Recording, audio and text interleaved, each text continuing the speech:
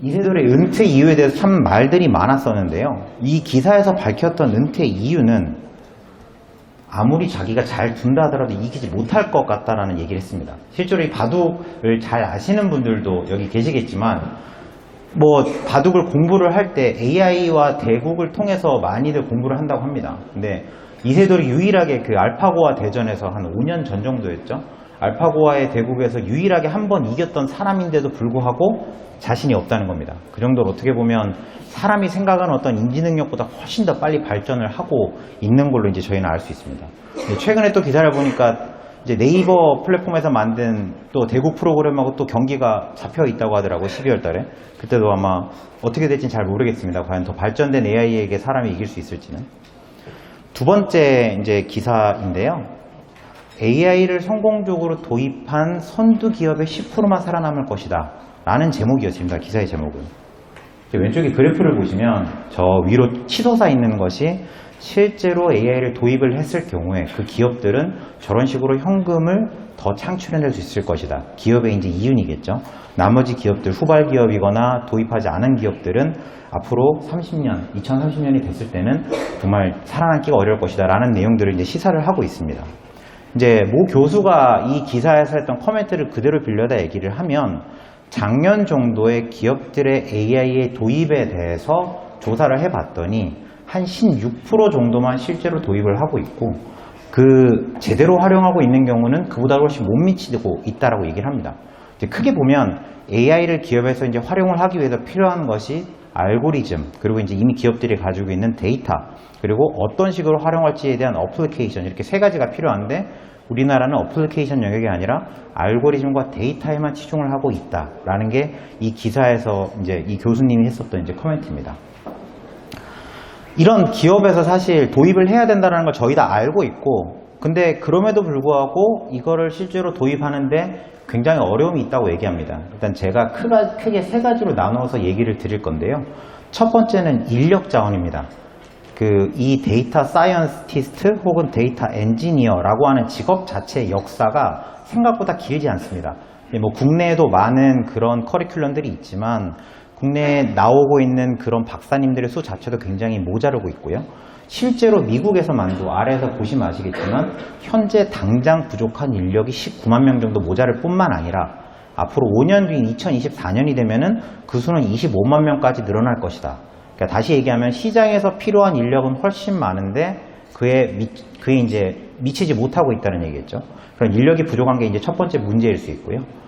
실제로 제가 다른 고객들을 가보면 큰 고객사의 뭐 은행이나 큰 보험사들을 가도 이런 분석가들, 이런 분들의 숫자가 그렇게 생각보다 많지 않습니다. 어떤 곳은 뭐 한 분, 두 분 정도 계신 분들도 계시고 혹은 데이터 사이언티스트가 아니라 엔지니어 분들이 이런 역할을 대신하고 있는 그런 기업들도 있었습니다. 자, 두 번째는 이런 AI 모델을 만들었다고 하는 경우에도 실제로 이게 디플로이 될 때까지 너무 많은 시간이 걸린다. 혹은 그 모델을 만드는데도 시간이 너무 많이 걸린다는 게 두 번째 문제입니다. 뭐 사람이 모자란 것도 이유가 있겠습니다만 앞에서 얘기 드렸던 어떤 알고리즘에 어떤 식으로 이걸 할 것이냐라는 그런 결정 과정에서 시간이 굉장히 많이 소요된다는 것이죠. 마지막으로는 이 AI가 과연 정말 신뢰할 수 있는 모델이냐라는 것에 대한 투명성입니다. AI가 굉장히 좋은 답을 내려줄 수는 있겠으나 왜 얘가 이런 식으로 답을 내려는지에 대해서 설명을 하지 못한다면 결국 현업에서 혹은 어떤 부서에서든 이거를 계속 진행을 하기는 굉장히 어려울 수 있겠죠.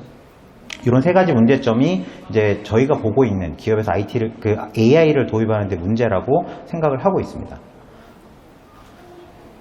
이제 저는 IBM 소속의 사람입니다만 제가 지금 여러분께 얘기 드릴 솔루션은 사실은 H2O라는 회사의 솔루션입니다. 왜 IBM에서 H2O 솔루션을 같이 이렇게 세일즈를 하고 있냐라는 부분은 마지막에 제가 설명을 드릴 거고요. 이 H2O라는 회사에 대해서는 아마 들어보신 분들이 많을 것이라 생각이 됩니다. 이 AI 영역에서는 오픈소스로서 사실은 거의 넘버원의 자리를 가지고 있고 또 상용 솔루션 마찬가지도 굉장히 이 마켓셔가 굉장히 높은 곳입니다. 가운데 보시다시피 이제 오픈소스를 쓰고 있는 조직이 약간 18,000 조직, 전 세계적으로 18,000 조직에서 쓰고 있고요. 이 상용 버전도 이제 IBM 통해서 지금 세일즈를 하고 있는 상황이라고 보시면 될 것 같습니다.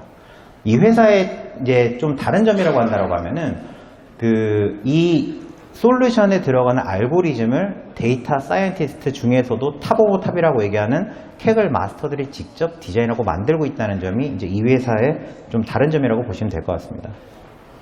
가운데 것이 가장 최근의 자료입니다. 2019년 EQ에 발표했던 자료를 보시면 오른쪽 위에 있는 AutoML 솔루션들끼리의 포지션을 보실 수 있는데요. 여기서 이제 H2O가 저 노란색 네모칸에 자리를 하고 있고요. 그 옆에 이제 몇몇 다른 솔루션들이 있습니다. 뭐 SaaS의 바이아도 있고 데이터 로봇도 있고 등등의 AutoML 솔루션들이 있습니다. 전 세계적으로 레퍼런스가 굉장히 많이 있습니다. 보시다시피 500개 포춘 기업에서 뭐 거의 반 정도가 사용하고 있고, 전 세계 탑 은행 10개 중에 8개 은행이 사용하고 있고, 또 오른쪽 위에 보시면 여러 은행, 여러 기업들의 마크가 있는데 친숙한 마크가 하나 있죠. 이제 신한은행에서도 저희 H2O 솔루션을 이제 도입을 해서 사용을 하고 계십니다. 이제 보통 AutoML 솔루션이라고 하면은 여러 어려운 설명들보다 제가 이 그림 한 장으로 설명을 드립니다. 이제 수많은 데이터 사이언티스트들, 데이터 엔지니어들이 그 코딩이나 이런 것들을 통해서 예측률이 높은 어떤 그런 모델을 만들려고 할 때 이 잘 굴러가는 바퀴와 같은 역할을 해줄 수 있는 것이 AutoML 솔루션이라고 이제 보시면 됩니다. 이제 저 수레를 끌고 있는 사람들을 보시다시피 굉장히 힘들게 저 네모난 바퀴로 저렇게 하고 있는 상황이 이제 실제로 현업에서 일어나고 있는 상황입니다. 조금 풀어서 얘기를 드리자고 하면 이 AutoML 솔루션이 무엇이냐라고 했을 때 데이터 사이언티스트들이 그들이 하고 있는 여러 가지 일들, 뭐 데이터의 전처리라든지 혹은 적당한 새로운 변수를 만들어내야 하는, 자 다시 얘기해서 파생 변수를 새로 만들어낸다거나 혹은 어떤 변수를 추출한다거나 이런 것들을 데이터 사이언티스트들이 본인의 경험치와 본인의 노하우들을 통해서 이제 만들어 가고 있는데요. 그런 것들을 전부 자동으로 해주는 것이 이 AutoML 솔루션에 대한 정의라고 얘기를 할 수 있겠습니다. 그래서 이 과정에서 어떠한 알고리즘을 쓸 것인지 혹은 어떠한 파라메타를 써서 최적화된 예측 모델을 만들어낼 것인지 이 부분을 전부 자동으로 해준다고 보시면은 이해가 좀 쉬울 거라고 생각이 됩니다. 보통 전통적으로 머신러닝의 워크플로우라고 하면은 여기 이제 IT에서 일을 많이 하시는 분들이니 이해를 하시겠지만 현업에서 많은 데이터 요청들을 받아보셨을 겁니다. 이제 어떤 데이터를 어떤 식으로 만들어서 주세요라고 하는 그런 첫 번째 스텝, IT에서 하고 있는 그런 데이터를 전처리를 하거나 정리를 해가지고 올거나이징 해주는 그런 첫 번째 스텝이 있고요. 두 번째는 데이터 엔지니어들이나 데이터 사이언티스트들이 이 데이터를 가지고 새로운 변수를 만들어낸다거나 혹은 분석을 해서 새로운 값을 적용을 한다거나 하는 것들을 통해 새로운 예측 모델을 만들어냅니다. 그리고 마지막으로 이렇게 만들어진 예측 모델이 있다라고 하면은 이거를 현업에 이제 활용을 해야겠죠. 어플리케이션에 어떤 식으로 심을 것이냐, 이거에 대한 소스는 어떻게 만들어낼 것이냐, 이런 크게 세 가지의 영역으로 구별을 해서 얘기를 합니다. 자, 그 중에서 이 AutoML 솔루션은 전처리를 제외한 이후의 일들을 전부 자동으로 해준다고 보시면 됩니다. 데이터 사이언티스트, 인력이 부족하다고 얘기 드렸던 데이터 사이언티스트의 일들을 줄여줄 뿐만 아니라 시간도 당연히 줄여주고요. 뒷단의 개발자 영역에서 처리해야 되는 그런 소스코드까지도 제공을 합니다. 가장 처음에 제가 얘기 드렸던 이제 기업에서 AI를 도입할 때 세 가지 어려움들을 조금만 더 뎁스 있게 얘기를 드려보겠습니다. 사람이 필요하다고 하는 영역에서 이제 그 데이터를 전처리를 한다거나 혹은 새로운 피처를 만들어낸다거나 이런 데이터 사이언티스트를 해야 되는 많은 일들이 있습니다. 그리고 두 번째는 그렇게 해서 만들어진 일들, 이 예측 모델이라는 건 사실 만들어 보면은 한 번에 만들어지는 게 아니라 수십 번 혹은 수백 번, 수천 번의 여러 시도들을 통해서 가장 예측도가 높은 모델을 만들어내는 겁니다. 이제 그런 것들을 통해서 시간이 굉장히 많이 소요하게 되고요. 그리고 그 다음으로는 그렇게 만들어진 예측 모델을 현업에서 쓰려고 할 때 얼마나 잘 설명을 해줄 수 있느냐. 자, 어떤 A라는 값이 들어왔을 때 얘는 B입니다 라고 이 AI 모델이 값을 내놓았다라고 하면은 어떤 이유로 얘를 B라고 판단했는가 라는 투명성을 가지고 있는 설명을 명확히 할 수 있어야 한다. 이제 이런 것들이 이제 어려움이라고 이제 얘기를 하고 있습니다. 이런 세 가지 어려움을 이 H2O의 AutoML 솔루션에서는 이런 식으로 본인들이 해결할 수 있다고 얘기를 합니다. 본인들이 가장 많은 캑을 그랜드 마스터들이 만들어낸 그런 알고리즘을 기반으로 해서 당신들의 인력을 줄여줄 수 있다. 자, 두 번째는 이런 우리의 모든 알고리즘, 녹여있는 알고리즘과 기술들이 당신들의 AI 모델의 개발을 몇 달에서 몇 시간으로 줄여줄 수 있다. 그리고 마지막으로 이 만들어진 예측 모델을 어떻게 설명을 할 수 있냐, 시각화를 해서 보여줄 것이냐, 혹은 레포트 형태를 보여줄 것이냐, 아니면 일반적인 머신러닝 인터프리티 방식을 통해 설명할 것이냐, 이런 식으로 해서 이제 H2O는 이 AI, 기업에서 AI의 도입의 어려움들을 해결할 수 있다고 얘기를 하고 있습니다. 전체적으로 돌아간 아까 그 전통적인 머신러닝의 플로우는 얘기를 드렸고요. 데모를 제가 보여드리긴 어려워서 어떤 식으로 진행이 되는지 이제 간략하게 얘기를 드리도록 하겠습니다. 이제 각 기업에서 데이터를 가지고 있는 방법은 굉장히 다양합니다. 뭐 빅데이터나 뭐 하도 이런 형태로 가지고 있는 분들도 계실 거고요. 혹은 뭐 클라우드의 뭐 금융권이기 때문에 저희 뭐 클라우드의 데이터를 가지고 계시는 않겠지만 이 솔루션은 데이터의 위치가 어디든 상관은 없습니다. 로컬에 가지고 계셔도 되고 혹은 클라우드에 있는 데이터 마찬가지도 직접 가져와서 넣을 수 있습니다. 단지 필요한 것은 엑셀 형태의 하나의 데이터셋으로만 준비가 되어 있으면 합니다. 저 네모칸에 보시듯이 X는 데이터를 얘기하고요. Y는 우리가 궁금해하는 예측값, 이게 참인지 거짓인지 혹은 어떤 숫자일 것인지 이 타겟 컬럼으로 나누어진 하나의 데이터셋, 뭐 엑셀 파일이든 CSV 파일이든 그런 형태의 데이터면 됩니다. 그래서 데이터를 인풋을 하고 나면 각각의 이제 뭐 엑셀 기준으로 쉽게 얘기를 드리겠습니다. 각각의 컬럼들에 해당한 데이터들의 관계에 대해서 비주얼라이즈해서 보여집니다. 뭐 키와 몸무게가 있다라고 하면 얘네들의 상관관계가 어느 정도가 되는지, 혹은 좀 더 나가서 나이가 있다라고 하면 얘네들은 또 어느 정도의 관계가 있는지, 이런 것들에 대한 관계들을 시각화해서 보여주게 됩니다. 그리고 이 아까 얘기 드렸던 대로 얘는 자동으로 다 해드린다고 이제 말씀을 드렸는데, 이 데이터를 넣고 트레이닝을 돌리기만 하면 알아서 CPU와 GPU의 모든 할 수 있는 리소스를 동원해서 얘가 현존하는 모든 알고리즘과 하이퍼 파라미터를 다 반영해서 이제 모델링을 하게 됩니다. 이게 가능한 것은 현존한 모든 방법들을 동시다발적으로 기계한테 무식하게 실행을 시키는 거죠. 이제 GPU 같은 경우에는 여러분 알고 계시겠지만 하나의 GPU에 안에 수천 개의 코어가 박혀 있습니다. 동일한 뭐 매트릭스 연산 같은 거를 던졌을 때 그거를 동시다발적으로 진행을 하다가 의미가 있는 값이면 계속 진행을 하는 거고, 의미가 없는 값이면 드랍을 하는 그런 얼리 드랍핑의 기술을 이제 채택을 하고 있습니다. 그래서 쭉 트레이닝을 진행을 하다가 가장 예측도가 높은 모델 하나만 딱 남기게 되는 거죠. 이 과정에서 이제 가운데에 보이는 것처럼 피처 엔지니어링이라고 하는 새로운 파생 변수들을 만들어내고, 뭐 아까 얘기 드렸던 대로 키와 몸무게가 있으면 뭐 지방 지수를 추출해 낸다거나, 혹은 자산과 부채가 있으면 그 비율을 찾아낸다거나 하는 새로운 값들마저도 생성을 해서 이 분석에 포함을 시키게 됩니다. 그리고 뭐 오픈소스에 있는 어떤 알고리즘을 쓸 것이냐, XGBoost 같은 알고리즘을 쓸 것인지 아니면 뭐 다른 어떤 알고리즘을 쓸 것인지에 대한 것도 자동으로 선택을 하게 되고요. 그렇게 해서 만들어진 예측 모델이 있다라고 하면은 실제로 이거를 현업에서 사용할 수 있는 소스 코드 형태로 제공합니다. 아주 쉽게 얘기해서 어떤 블랙박스 형태의 소스 코드를 자바 형태나 혹은 파이썬 형태 두 가지 모두 제공을 하고요. 데이터 값이 인풋을 했을 때 원하는 예측 값을 떨궈주는 형태로. 그래서 쉽게 얘기하면은 뭐 보험사에서 어떤 청구금 프로드, 청구금 사기를 방지하는 예측 모델을 이거를 통해서 만들었다고 가정을 하면 그 어떤 상황이 왔을 때 얘가 화면에 얼러트를 띄워줄 수 있는 그런 소스 코드를 그대로 얘는 생성을 해서 떨궈줍니다. 마찬가지로 또 중요한 점이 뭐냐면 이런 예측된, 그러니까 값을 예측할 때 이제 추론이라고 얘기를 하는데요. 추론에 대한 소스 코드 얘네들이 가지고 있는 용량 자체도 굉장히 로우 레이턴시로 떨어뜨리기 때문에 IT 리소스, 현재 고객이 가지고 있는 IT 리소스에 대한 부담도 최소화합니다. 마지막으로 이제 세 번째로 얘기 드렸었던 머신 러닝에 대한 설명. 이제 오른쪽 아래 보시는 거는 이제 디시전 트리라고 하는 건데요. 어떤 변수가 뭐 10개 있다라고 하면 세 번째 변수가 값이 어땠기 때문에 얘는 왼쪽, 그 다음에 어떤 변수가 어땠기 때문에 오른쪽, 이런 식으로 해서 이 값이 어떤 식으로 이런 예측 값을 냈는지에 대해서 설명까지 보여주는 게 이 H2 드라이버리스가 하고 있는 거라고 보시면 되겠습니다.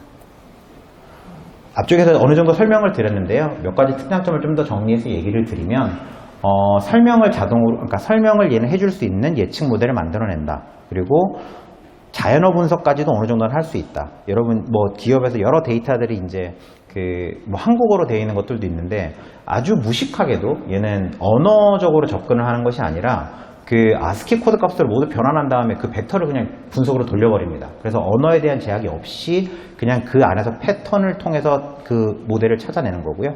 그리고 타임 시리즈 데이터, 이제 금융권 데이터 같은 경우에는 굉장히 타임 시리즈 데이터가 많잖아요. 그런 것들에 대해서도 굉장히 특장점을 가지고 있습니다. 그리고 아까 얘기 드렸던 대로 시각화도 가지고 있고 소스 코드도 생성하며 이런 것들의 이 예측 모델에 대해서 설명할 수 있는 것도 다큐멘트 형식으로 떨궈줍니다. 그리고 이 GPU의 엑셀레이션을 통해서 예측 시간을 훨씬 빠르게 해주고 있고요. 저희가 이제 내부적으로 테스트를 해보면 GPU를 쓰지 않았을 때 하는 예측 모델을 돌릴 때 뭐 한 하루가 넘게 걸렸다고 하면은 GPU를 써서 엑셀레이션 하면 4시간 혹은 5시간 정도로 시간이 많이 줄어들면 저희가 확인을 할 수 있었습니다. 그리고 이제 9번째가 사실은 요 H2O가 가지고 있는 조금 특이한 점이고 아주 강력한 기능인데요. 저희가 맨 처음에 얘기 드렸던 AI에 대한 신뢰가 과연 어디까지 믿을 수 있느냐, 이게 AI가 모든 걸 정말 다 해줄 수 있느냐라는 질문에 대해서 아직도 의구심을 많이 품고 있습니다. 그래서 분석가들이 미리 만들어 놓은 어떠한 분석 모델들을 여기에 적용해서 커스터마이즈 된 형태의 예측 모델을 만들 수가 있습니다. 예를 들면 나는 이런 값이 꼭 여기에 포함이 돼야겠어. 그래서 이런 것들에 대한 분석을 넘버원 프로젝트를 해줘 라는 식으로도 지정을 할 수 있고요. 혹은 이 예측 모델은 스코어링을 할 때 나는 어떤 그 RMS의 방식이 아니라 다른 방식으로 하고 싶어. 그럼 그런 것들을 내가 기존에 정의해 놓은 것들로 하고 싶어 라는 방식으로도 가능하다는 얘기죠. 그러니까 사람이 이미 해놓은 그런 작업물에 기계의 도움을 받아서 훨씬 더 예측도가 높은 모델을 만들 수 있다는 얘기가 됩니다. 이 AC2에서 표방하고 있는 아키텍처는 굉장히 심플합니다. 기존의 고객들이 가지고 있는 자산을 거의 99% 재활용할 수 있는 형태입니다. 이제 이 사진을 보시면 가운데 드라이버리스 AI가 있고 이제 뭐 오른쪽 아래 사선으로 해가지고 여러 기능들이 나와 있는데 나머지 IT들은 이미 고객이 가지고 있는 것들을 그대로 이용합니다. 하도 환경의 빅데이터라고 하면은 그거에서 그대로 붙여서 사용하는 것도 가능하고요. 엔드 유저 짠이 어떤 식으로 되어 있든 그대로 활용해서 지금의 환경에 H2O만 딱 중심으로 놓고 예측 모델을 만들어서 운영할 수 있다라는 것을 H2O에서는 강조하고 있습니다. 가운데 글자가 잘 보이실지는 모르겠는데요. 이게 이제 소위 말하는 설명입니다. 이 예측 모델이 어떻게 해서 이렇게 됐는지에 대한 설명을 하는 거고요. 이제 가운데 녹색으로 되어 있는 것들이 각각의 값들, 각각의 변수들에 대한 이름인데 이 변수가 얼마 정도 늘어날 때 웨이트가 얼마 정도 영향을 끼쳤다라는 걸 설명합니다. 다시 얘기하면 아까 얘기 드렸던 대로 A라는 값을 인풋해서 B라는 결과가 나왔을 때 여기에 영향을 미쳤던 거는 어떤 변수 1, 3번 변수, 뭐 5번 변수 이런 애들이 어떠한 웨이트를 가지고 영향을 미쳤다는 것을 설명을 할 수가 있다는 얘기입니다. 소스 코드를 아까 제가 파이썬 형태, 자바 형태로 제공드린다고 말씀드렸고요. 그리고 제일 중요한 거는 로우 레이턴시로 제공하기 때문에 저희가 테스트 해본 결과로 보면 한 300메가 정도 데이터셋을 돌려서 하나 예측 모델을 만들었을 때 떨어지는 소스 코드, 자바 기준으로 모조로 떨어지는 사이즈가 약 2메가 정도기 때문에 거의 리소스를 쓰지 않는다고 보시면 될 것 같습니다.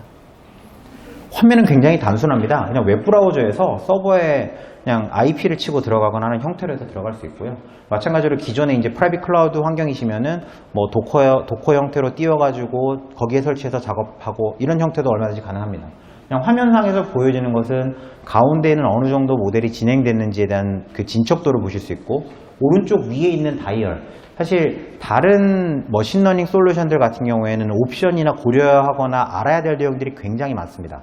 아까 뭐 알고리즘이나 이런 하이퍼 파라미터를 하나하나 설정해 줘야 됨과 반해서 얘는 오른쪽 위에는 저 숫자 3개만 정해주면 됩니다. 가장 왼쪽에 있는 것은 이제 accuracy라고 한 정확도, 내가 정확도를 1에서 10 사이에 얼마 정도로 놓을 것이냐, 가운데는 시간을 얼마나 많이 드릴 것이냐, 마지막은 설명도를 얼마나 정확하게 해줄 수 있는 모델을 만들 것이냐, 이것에 대해서 1에서 10 사이의 숫자만 정해서 돌리면 얘는 나머지 과정은 전부 자동으로 처리해주게 됩니다. 그리고 왼쪽 아래 보이는 이제 점들이 하나씩 보이실 건데요. 저 점들 하나하나가 사람이 매뉴얼로 할 때 하나하나의 트레이닝입니다. 하나하나의 각각의 예측 모델이고 저런 수십, 수백 개의 예측 모델 중에서 가장 예측도가 높은 챔피언 모델을 선정을 하게 됩니다. 그리고 가운데에 있는 것은 이제 어떤 변수가 어떤 중요도를 가지고 있는지에 대해서 이제 리스트업을 해서 보여줍니다. 트레이닝이 끝나고 나면 오른쪽 아래에서는 얘는 뭐 이제 좀 글씨가 작아서 안 보이시겠습니다만 원래는 얘가 뭐 30개의 피처를 가지고, 그러니까 30개의 데이터를 가지고 있었다 가정하면은 얘네들을 피처 엔지니어를 통해서 600개 혹은 6000개까지 늘어났다라는 결과도 이런 로그에서 보여주고 있고요. 그래서 어느 정도의 이터레이션을 했는지, 얼마나 재학습을 했었는지 이런 것들도 이제 결과에서 확인할 수가 있습니다. 저희 이제 금융권 분들이 모인 자리니까 제가 오늘 준비한 내용은 파이낸셜 섹터에서 과연 어떤 유스 케이스들이 가능하고 실제로 쓰고 있는지에 대한 얘기를 조금 더 드리고자 합니다. 처음 보시는 것처럼 이제 고객에 대한 이해, 이제 저희 Know Your Customer라고 하죠. 고객 분석을 통해서 마케팅적으로 쓸 수 있는 방법이 있을 거고요. 이제 AML이라고 해서 안티머니 런저리, 그 돈 세탁 방지를 어떤 식으로 또 쓸 수 있을 것인가. 실제로 모 은행에서도 이 솔루션을 가지고 이제 AML에 적용을 해 보면 어떨까 해서 POC를 했던 적도 있고요. 사람이 예측 모델을 만들 때 이 예측도가 10%, 20%라고 가정을 하면 이 기계가 만들었을 때는 50% 이상의 예측도를 뽑아낼 수 있는 이제 그 예측 모델을 만들었었습니다. 그 외에 이제 카드, 뭐 사기 거래 탐지라든가 어떤 뭐 다른 여러 가지 타겟팅을 탐지한다거나 신용 평가를 한다거나 이런 것들에 대한 예측 모델도 만들 수 있고요. 여기 보안 쪽에서 아마 오신 분들도 계실 텐데 보안의 로그 분석을 통해서 이제 저희가 또 뭐 은행에서 했던 그 테스트 중에 하나는 사내에서 어떤 이상한 의심되는 행동을 발견해내는 예측 모델을 만드는데 이 H2O를 사용을 해서 POC를 하기도 했습니다. 그래서 외부 보안뿐만 아니라 내부에 대한 그런 보안 탐지를 이제 하기 위해서 예측 모델을 만드는 데도 이런 것들을 쓸 수가 있고요. 뭐 예금 사기라든가 이런 쪽들에도 마찬가지로 쓸 수 있습니다. 요거는 조금 다른 얘기긴 한데요. 은행의 어떤 가장 큰 부분 중에 하나가 이제 여신이죠. 근데 이제 왼쪽에서 보시다시피 KK라고 하는 이민자가 있다고 가정을 해보겠습니다. 이 이민자가 굉장히 돈도 잘 벌고 뭐 굉장히 믿을 만한 바이어이기도 하고, 근데 문제는 이민자다 보니까 어떤 크레딧에 대한 히스토리가 없습니다. 신용에 대한 히스토리가 없어서 아마 이런 분이 은행을 가면은 100중 90분은 아마 돈을 빌리기가 굉장히 어렵겠죠. 근데 이건 이제 기존의 평가 모델에 의해서는 이렇게 되겠지만, 자, 여기서 이제 AI를 도입을 해서 새로운 데이터들을 좀 더 첨부를 해보겠습니다. 이 사람의 실제 구매 기록이라든가 혹은 누구를 고용했던 그런 고용 기록들, 그리고 소셜 미디어에서 이 사람이 했었던 기록들, 이런 것들에 대한 추가적인 데이터를 스코어링 데이터로 추가한 다음에 이걸로 다시 평가 모델을 만들게 된다고 하면 이 사람에게는 여신을 해줄 수 있는 방법이 또 생길 수도 있을 거죠. 그리고 은행 입장에서는 새로운 시장을 찾아낼 수 있는 이제 그런 방법도 있고요. 실제로 모 은행에서 이걸 고민하고 계십니다. 이제 어떤 식으로 이 새로운, 그러니까 신용이 조금 모자란다기보다 보증을 서주지 못하는 그런 고객들에게 어떻게 이걸 할 수 있는가. 그래서 이런 부분들도 지금 마찬가지로 테스트를 지금 하는 중입니다. 돈 세탁 방지를 이제 이런 모델로 쓰게 되는 경우에는 요 화면에서 보시다시피 false positive라고 하는 게 있습니다. 쉽게 얘기하면은 그런 거죠. 잘못을 뭔가 이제 잘못을 했는데 감옥을 간 사람이 있을 거고, 잘못을 안 했는데도 간 사람이 있을 거고, 뭔가 그런 걸 탐지하는 네 가지 사분면에서 이 false positive라는 거는 얘는 뭔가 문제가 없는데 잘못됐다고 판단을 해내는 겁니다. 그러니까 예를 들면 AML 경우에는 뭔가 의심스럽다고 뽑아내긴 했는데 실제로는 잘못이 없는 것들인 거죠. 그러면 이런 과정을 거치는 통해서 시간이 소요되고 여러 가지 리소스가 들어가게 되는데, 기존의 룰을 통해서 하게 되는 건 이거를 100개를 뽑아낸다고 하면 H2O에서 아까 얘기했듯이 데이터를 좀 더 확장해서 이런 예측 모델을 만들게 되는 경우에 36개로 줄일 수 있고, 이 얘기는 즉슨 여러분의 비용과 시간을 훨씬 더 줄일 수 있다는 설명이 됩니다. 그래서 이 뭐 100에서 36이니까 64%로 조사 시간이 단축이 되고 뭐 이런 식으로 활용을 할 수 있다고 보시면 되겠습니다. 캐피탈원이라는 이제 크레딧 카드 회사입니다. 크레딧 카드 회사인데 여기는 이제 모바일 뱅킹에서 이제 굉장히 많은 트랜잭션이 일어나고 있고, 얘네들에 따라서 뭐 시간과 어떤 여러 가지 상황에 따라서 굉장히 데이터들이 많이 있습니다. 그래서 자, 이런 것들을 해결해서 우리 머신러닝을 도입해 봅시다 라고 해서 처음에는 H2의 오픈소스를 통해서 이 머신러닝으로 예측 모델을 만들어내기 시작을 했습니다. 그래서 이제 결과적으로는 초기에 이상 징후 감지의 속도가 훨씬 더 빨라졌다. 4분 이내로 훨씬 더 빨라졌다. 거의 즉각적인 대처인 거죠. 트랜잭션을 바로 예측 모델을 통과시키는 순간 얘는 이상한데? 라고 바로 감지를 해낼 수 있는 거죠. 그리고 훨씬 더 많은 볼륨을 처리할 수 있게 되는 그런 식의 결과를 이제 얻을 수 있었습니다. PwC 이제 감사를 하는 경우에, PwC 경우에는 H2O를 통해서 본인들이 GL.AI라고 하는 감사 시스템을 만들어냈습니다. 그래서 이 어떤 식이 됐든 이 감사를 할 때 시간이 굉장히 많이 소요됨에도 불구하고 이 머신러닝에, 특히 AI 기반의 머신러닝을 했을 경우에 즉시 오류를 탐지해내고 위험을 줄이고 이제 부정행위들을 이제 찾아내는데 아주 큰 도움이 됐다라고 하는 것들이 이제 이쪽에서의 이제 실제 유지케이스 결과입니다. 페이팔을 많이 들어봐서 이제 아실 겁니다. 이제 페이팔에서 사기를 탐지한다는 뜻은 어떤 의미냐고 하면은 본인들의 코스트를 줄이고 그 얘기는 즉슨 본인들의 순수익이 늘어난다는 의미가 됩니다. 그래서 이 H2를 실제로 썼을 때 얘네들이 6% 정도 늘어났다. 거의 몇십억 이상의 코스트 절감이 바로 수익으로 이어졌다라는 결과도 있었습니다. 요거는 이제 실제로 캐글이라고 하는 사이트에서 데이터를 가지고 테스트한 결과입니다. 가운데 데이터들이 굉장히 이상하게 되어 있는데 비식별 처리가 되더니 저렇게 되어 있는 거고, 궁금한 거는 이겁니다. 이게 사기냐 아니냐. 사기는 1, 정상이면 0. 가장 마지막에 보이는 빨간색 컬럼이라고 보시면 됩니다.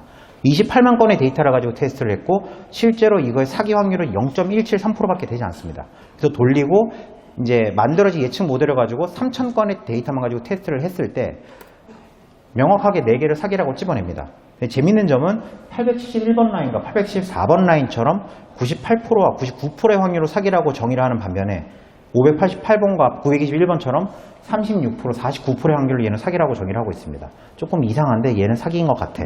대신 저 0.36과 0.49에 대해서는 아까 얘기 드렸던 대로 설명을 해주는 거죠. 얘는 이런 식으로 해서 어떤 변수에 의해서 이렇게 정의가 됐습니다. 라고. 조금 더 단순한 케이스입니다. 저희 이제 11월 말에 블랙 프라이데이, 미국에서 큰 세일을 할 때 과연 어떤 고객이 올해에도 얼마나 사줄까? 라는 게 백화점들은 궁금했던 거죠. 그래서 마지막 컬럼, 가격, 작년, 매년 어떤 고객이 얼마를 사는지에 대한 데이터만 놓고 분석을 시작을 합니다. 실제로 여기 들어가는 컬럼은 보시다시피 몇 개 되지 않습니다. 12개 컬럼만 가지고 돌아가는 거고요. 이 컬럼들끼리 조합하고 만들고 해서 새로운 변수들을 만들어내서 실제로 나온 결과는 파란색이 예측이고 빨간색이 실제 값입니다. 보시다시피 이 그래프의 이제 트렌드를 비슷하게 따라가는 걸 볼 수 있고요. 다시 얘기하면은 많이 살 사람들을 어떻게 더 많이 사게 만들 것이냐, 혹은 세일즈가 별로 없을 사람들은 어떻게 이끌어낼 것이냐 라는 것들을 고민을 해서 실제 적용을 해볼 수가 있는 거죠. 이제 IBM에서 H2를 파는 이유에 대해서 설명을 드리고 이제 제 세션을 마무리 지으려고 하는데요.